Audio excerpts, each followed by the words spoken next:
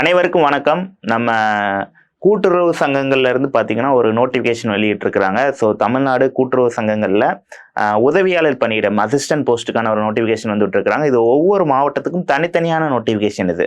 அதாவது பார்த்தீங்கன்னா நம்ம 38 மாவட்டத்துக்கும் தனித்தனியான நோட்டிஃபிகேஷன், கிட்டத்தட்ட எல்லா மாவட்டத்தையும் சேர்த்து 2000 பணியிடங்களுக்கு மேற்பட்ட வேகன்சிஸ் வந்து இருக்குது. ஸோ ஒவ்வொரு மாவட்டத்துக்கும் தனித்தனி நோட்டிஃபிகேஷனாக வெளியிட்டிருக்கிறாங்க. ஸோ இது வந்து தூத்துக்குடி மாவட்டத்துக்கான நோட்டிஃபிகேஷன். இதே மாதிரி சென்னை மாவட்டம், கோயம்புத்தூர், இது மாதிரி தனித்தனி நோட்டிஃபிகேஷன்ஸ் இருக்குது. நீங்கள் கூகுளே ஜஸ்ட் டைப் பண்ணாலே போதும். டிஎன் கோஆப்ரேட்டிவ் ரெக்ரூட்மெண்ட் சென்னை 2025 போட்டாலே அந்த கன்சர்ன் வெப்சைட் போகும். ஒவ்வொருத்தவங்களுக்கும் வெப்சைட் மாறுபடும். இப்போ இது வந்து www.drp தூத்துக்குடினால TUT இந்த 3 லெட்டர் மட்டும் அந்த மாவட்டத்துக்கு ஏற்ப மாறுபடும். டாட்டின்னு சொல்லி கொடுத்துருப்பாங்க. ஸோ இதில் மற்றது எல்லாமே சேம் தான். உங்களுக்கு ஏஜ், அப்புறம் என்ன பேட்டர்ன், எக்ஸாமுடைய சிலபஸ்ஸு, எக்ஸாம் தேதி, எல்லாமே சேம் தான். பட் அந்த வேகன்சிஸ் மட்டும்தான் மாறுபடும். இது தூத்துக்குடி மாவட்டத்துக்கான நோட்டிஃபிகேஷன். தூத்துக்குடி மாவட்டத்தில் கூட்டுறவு சங்கங்கள் பதிவாளர் கட்டுப்பாட்டில் செயல்படக்கூடிய கூட்டுறவு சங்கங்கள் வந்து பார்த்தீங்கன்னா காலியாக உள்ள உதவியாளர் பணியிடங்களை நேரடி நியமனம் மூலம் நிரப்புவதற்காக நம்ம வந்து இந்த நோட்டிஃபிகேஷன் விட்டுருக்குறாங்க. ஸோ இணைய வழியாக நீங்கள் இணைய வழியாக விண்ணப்பிக்கிறதுக்கான கடைசி தேதி அப்படின்னு சொல்லி பார்க்குறப்ப 29/8/2025 அன்று பிற்பகல் 5:45 மணிக்குள்ளே நீங்கள் விண்ணப்பிச்சுக்கலாம்.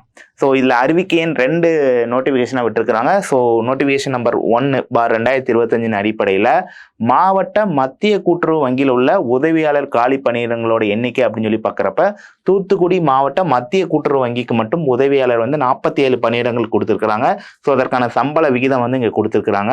ஸோ உத்தேசமா 47 காலி பணியிடங்கள். ஒவ்வொரு வகுப்பு வாரியாக எவ்வளோ ஒதுக்கீடு பண்ண போகிறோம், அதாவது பொது பிரிவுக்கு எவ்வளோ, பிற்படுத்தப்பட்டோர் முஸ்லீமுக்கு எவ்வளோ, மிகவும் பிற்படுத்தப்பட்டோர் அவங்களுக்கு எவ்வளோ, ஆதி திராவிடர் அருந்ததியருக்கு எவ்வளோ, பழங்குடியினருக்கு எவ்வளோன்னு சொல்லி இங்கே போட்டிருக்கிறாங்க. ஸோ அறிவிக்கை எண் 2. ஸோ அதில் ஒரு 47 வேகன்சிஸ். ஸோ 2 என்னன்னா மாவட்ட மத்திய கூட்டுறவு வங்கிகள் தவிர மற்ற மத்திய மற்றும் தொடக்க கூட்டுறவு சங்கங்களில் உள்ள உதவியாளர் காலி பணியிடங்கள் அப்படின்னு சொல்லி பார்க்குறப்ப நகர கூட்டுறவு வங்கியில் உதவியாளர் பணியிடம் 11, நகர கூட்டுறவு கடன் சங்கத்தில் 1, தொடக்க வேளாண்மை கூட்டுறவு கடன் சங்கம் A வகைக்கு ஒரு 4, B வகைக்கு ஒரு 12, C வகைக்கு ஒரு 6. இந்த வகை என்னென்னு பின்னாடி கொடுத்துருப்பாங்க. அடுத்து வேளாண்மை உற்பத்தியாளர் கூட்டுறவு விற்பனை சங்கத்தில் ஒரு 3, பணியாளர் கூட்டுறவு சிக்கன நாணய சங்கத்தில் ஒரு 5, கூட்டுறவு தொடக்க வேளாண்மை மற்றும் ஊரக வளர்ச்சி வங்கிக்கு ஒரு 1. இதில் ஒரு 43 வேகன்சிஸ் வந்து கொடுத்துருக்குறாங்க. ஸோ ஒட்டு மொத்தமாக 90 பணியிடங்களுக்கு வந்து பார்த்தீங்கன்னா தூத்துக்குடிக்கு வந்து நோட்டிஃபிகேஷன் விட்டுருக்குறாங்க. ஸோ அதான் அந்த A வகை B வகையும் கொடுத்துருக்காங்க. A வகைனா என்னென்ன ஊர்லாம் வருது, B வகை C வகை இங்கே கொடுத்துருப்பாங்க. ஸோ A வகையில் என்னெல்லாம் ஊர்லாம் வருது, B வகை C வகை அப்படின்னு சொல்லி கொடுத்துருப்பாங்க. ஸோ கூட்டுறவு நகர வங்கினா அதில் என்னென்ன இதெல்லாம் வரும் அப்படிங்கிற மாதிரி கொடுத்துருக்காங்க. நகர கூட்டுறவு சங்கம்னா என்னென்ன, அடுத்து வேளாண்மை உற்பத்தியாளர் கூட்டுறவு விற்பனை சங்கம் எங்கே இருக்குது. ஸோ அந்தந்த இடங்களுக்கான நோட்டிஃபிகேஷன்ஸ் வந்து விட்டுருக்குறாங்க. ஒட்டு மொத்தம் 43. ஸோ அதனுடைய ஸ்ப்ளிட் அப் ஒவ்வொரு கேட்டகரி வைஸாக அதனுடைய ஸ்ப்ளிட் அப் வந்து கொடுத்துருக்குறாங்க. ஸோ நீங்கள் இன்னிலேருந்து நீங்கள் அப்ளை பண்ணிக்கலாம். விண்ணப்பம் நிரப்பப்பட வேண்டிய கடைசி நாள் வந்து பார்த்தீங்கன்னா 29/8/2025 பிற்பகல் 5:45 மணிக்குள்ளே நீங்கள் அப்ளை பண்ணிக்கலாம். இதற்கான எழுத்து தேர்வு வந்து பார்த்தீங்கன்னா 11/10/2025 அக்டோபர் மாதம் 11ஆம் தேதி காலைல 10 மணிலேருந்து 1 மணி வரைக்கும் இருக்க போகுது. இதற்கான தகுதிகள் அப்படின்னு சொல்லி பார்க்குறப்ப விண்ணப்பதாரர் 1/7/2025 அன்று 18 வயது பூர்த்தி அடைந்தவராக இருக்க வேண்டும். அதாவது 1/7/2007 அன்றோ அதற்கு முன்னரோ பிறந்தவராக இருக்கணும். 2007க்கு முன்னாடி பிறந்திருக்கிற மாதிரி இருக்கணும்.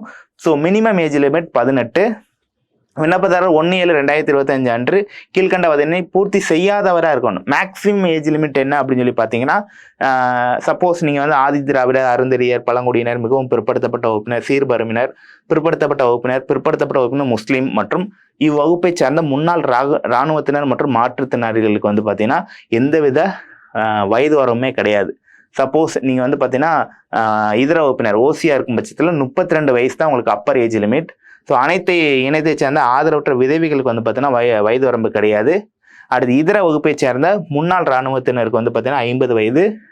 ஸோ ஓசி மாற்றுத்திறனாளருக்கு 42 வயசு. சரிங்களா? ஸோ ஓசியாக இருக்கும் பட்சத்தில் 32. ஸோ மற்ற கேட்டகரியாக இருக்கும் பட்சத்தில் உங்களுக்கு வயது வரம்பு இல்லாமல் கொடுத்துருக்குறாங்க. இதற்கான கல்வி தகுதி அப்படின்னு சொல்லி பார்க்குறோம். முக்கியமானது ஏதேனும் ஒரு பட்டப்படிப்பு, ஒரு எனி டிகிரி முடிச்சிருக்கணும். 10+2+3 முறையில் ஒரு டிகிரி, அது போக கூட்டுறவு பயிற்சி முடிச்சிருக்கணும். ஸோ முடிச்சிருந்தா நீங்கள் அப்ளை பண்ணிக்கலாம். ஸோ பல்கலைக்கழகங்களால் வழங்கப்படும் பட்டப்படிப்பிற்கு பதிலாக 15 ஆண்டுகள் இராணுவத்தில் பணிபுரிந்தவங்களுக்கு இராணுவத்தால் வழங்கப்பட்ட பட்டப்படிப்பு சான்றிதழ் பெற்றுள்ள முன்னாள் இராணுவத்தினர்களும் விண்ணப்பிக்கலாம்.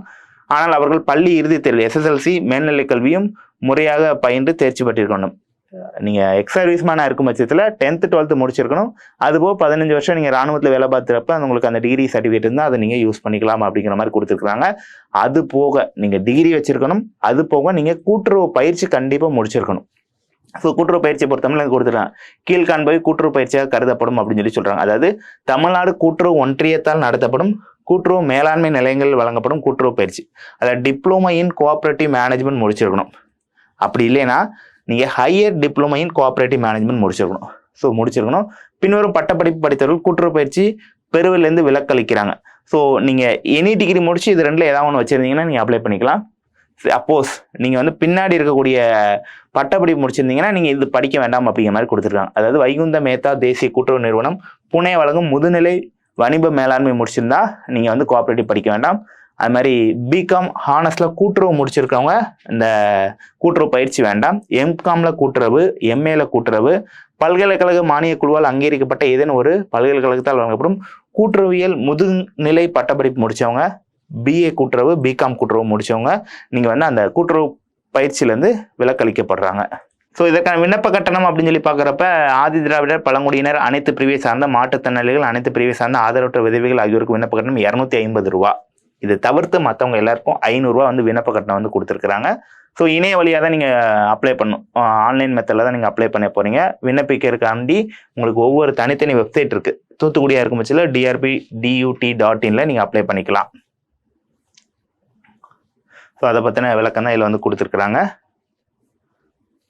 ஸோ எழுத்து தேர்வு அப்படின்னு பார்க்குறப்ப மேற்கண்ட பதவிக்கு விண்ணப்பிக்கும் விண்ணப்பதாரர்களுக்கு ஸோ விண்ணப்பங்கள் பரிசீலிக்கப்பட்டு உங்களுக்கு எழுத்து தேர்வு வைப்பாங்க.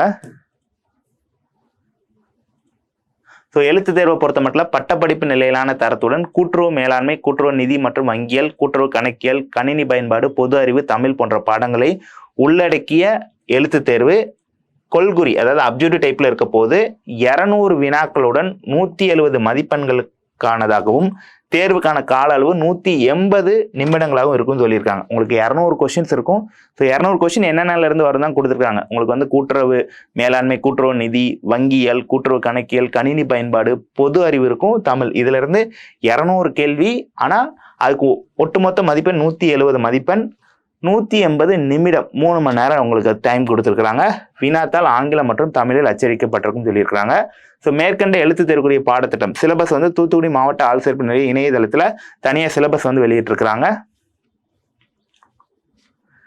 ஸோ இந்த மாவட்ட ஆள்சேர்ப்பு நிலையம் மற்றும் மத்திய கூட்டுறவு வங்கி ஸோ 2 நோட்டிஃபிகேஷன் வச்சுல 2க்குமே சேர்த்து ஒரே எக்ஸாம் தான் நடத்துவோம் அப்படிங்கிற மாதிரி கொடுத்துருக்காங்க. எழுத்து தேர்வு முடிந்தவொன்னு எழுத்து தேர்வுக்கான வினா விடைகள் கீ ஆன்சர்ஸ் தூத்துக்குடி மாவட்ட ஆள்சேர்ப்பு நிலைய இணையதளத்தில் உங்களுக்கு வெளியிடுவோம் அப்படிங்கிற மாதிரி கொடுத்துருக்காங்க.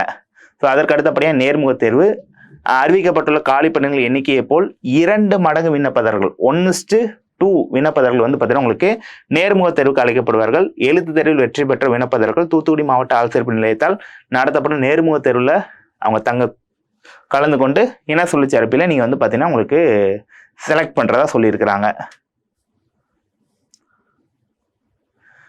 ஸோ அதுக்கப்புறம் மதிப்பெண் அப்படின்னு பார்க்குறப்ப எழுத்து தேர்வு 85%, நேர்முக தேர்வு 15% கன்சிடர் பண்ணி உங்களுக்கு இதற்கான செலெக்ஷன்ஸ் நடக்க போகுது.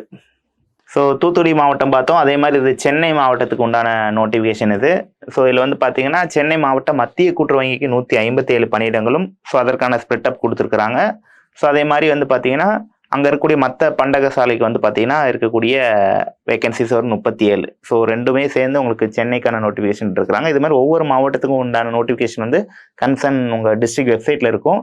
ஸோ இதற்கான வகுப்புகள் நம்ம அகாடமியில் ஸ்டார்ட் பண்ண போகிறாங்க. ஸோ அது என்னைக்கு டெஸ்ட் பேட்ச் எப்போ அப்படிங்கிறத நம்ம அடுத்த வீடியோவில் பார்ப்போம். ஸோ கண்டிப்பாக அதுக்கு எலிஜிபிள் இருக்கிறவங்க அப்ளை பண்ணுங்கள். தேங்க்யூ.